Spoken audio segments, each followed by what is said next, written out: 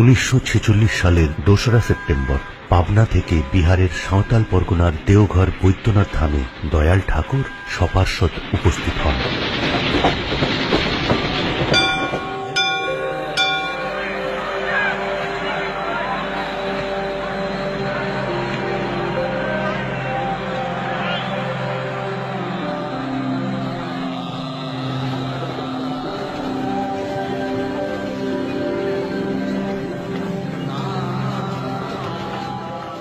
স্থানীয় বড়াল বাংলোতে শুরু হয় তাঁর জীবনের আরেক অধ্যায়, বর্তমানে মেমোরিয়া নামে যা সমধিক পরিচিত।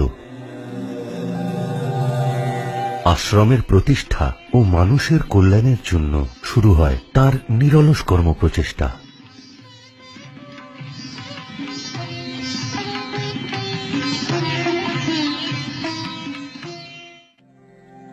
ঘটতে থাকে সমাজের বিভিন্ন স্তরের মানুষের আগমন।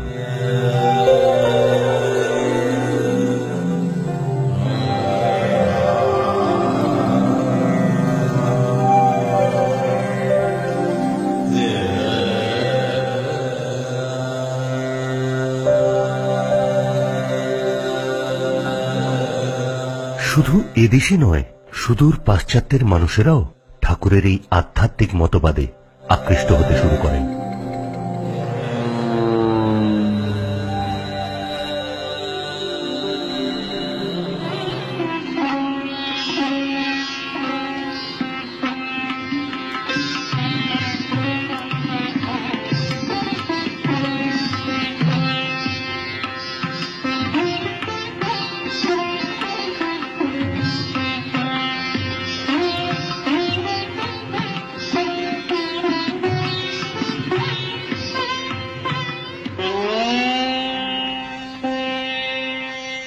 পৃথিবীর অমোঘ নিয়মে ঘনিয়ে আসে বার্ধক্য, তাই ঠাকুর সৎসঙ্গের পূর্ণ দায়িত্ব তুলে দেন জ্যেষ্ঠ পুত্র পরম পূজ্য শ্রী শ্রী বর্দার হাতে।